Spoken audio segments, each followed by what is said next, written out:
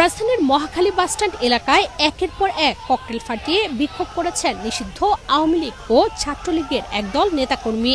18 June বৃহস্পতিবার সকাল 9টার দিকে ঢাকা মহানগর দক্ষিণ ছাত্রলীগের ব্যানারে এ মিছিল বের করা হয়। তারা দীর্ঘ সময় মহাখালী মূল সড়কে স্লোগান দেন।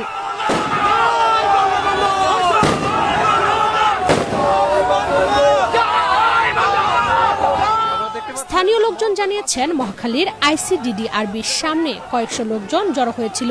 হঠাৎ করেই তারা ব্যানার নিয়ে মিছিল শুরু করে মহাখালী বাস টার্মিনালের দিকে যেতে থাকে। মহাখালী রেলগেট থেকে বাস স্ট্যান্ড পুরো এলাকা জুড়ে এক পর্যায়ে ঝটিকা মিছিল শুরু করে তারা। রূপায়ণ lake castle, welcome to the land of piece. প্রত্যক্ষদর্শীরা বলেন, আইসিডিডিআরবির সামনে থেকে ছাত্রলীগের নেতাকর্মীরা মিছিল শুরু করার পর মহাখালী বাস টার্মিনালের দিক থেকে 20 থেকে 25 জনের মতো নারী তাতে সামিল হন।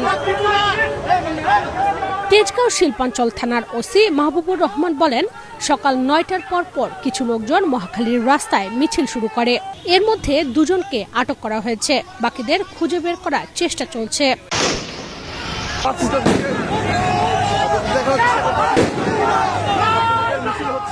ভিডিও ফুটেজে দেখা গেছে, মিছিল চলার সময় মুহুর্মুহু ককটেল বিস্ফোরণের ঘটনা ঘটে। তখন এলাকায় পুলিশ ছিল না।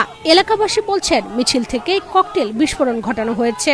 এ সময় তারা জয় বাংলা, জয় বঙ্গবন্ধু স্লোগান দেন। কেউ কেউ বলেন, শেখ হাসিনার অ্যাকশন, ডাইরেক্ট অ্যাকশন। শেখ হাসিনার ভয় নাই, রাজপথ ছাড়ি নাই। অল্প সময়ের মধ্যে মিছিল স্লোগানে উত্তাল হয়ে ওঠে পুরো এলাকা। কেউ কেউ বলেন, শেখ হাসিনা আসছে, রাজপথ কাঁপছে। অনেককেই এ সময় মোবাইল ফোন দিয়ে ছবি তুলতে ও ভিডিও করতে দেখা গেছে। মিছিলকারীদের মধ্যে অনেকেই ছিলেন ব্রাজিলের সমর্থক। তাদের কারো কারো গায়ে ব্রাজিলের জার্সি দেখা যায়। জার্সি পরা ব্যক্তির হাতে একটি হ্যান্ড মাইকও ছিল। ককটেল বিস্ফোরণের সময় এলাকা জুড়ে আতঙ্ক দেখা যায়। সাধারণ পথচারীদের নিরাপদে দৌড়াতে দেখা যায়। ককটেলের ধোঁয়ায় পুরো এলাকায় ধোঁয়াচ্ছন্ন হয়ে পড়ে। খবর পেয়ে ঘটনাস্থলে ছুটে আসে পুলিশ।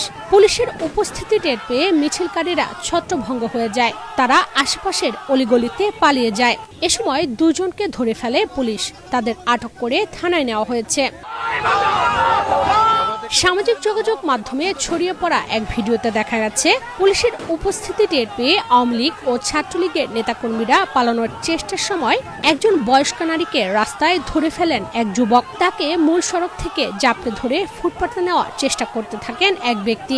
তার পরনে ছিল আকাশি রঙের গেঞ্জি ও জিন্সের প্যান্ট, আর আটক হওয়া নারীর গায়ে ছিল গোলাপি রঙের পোশাক।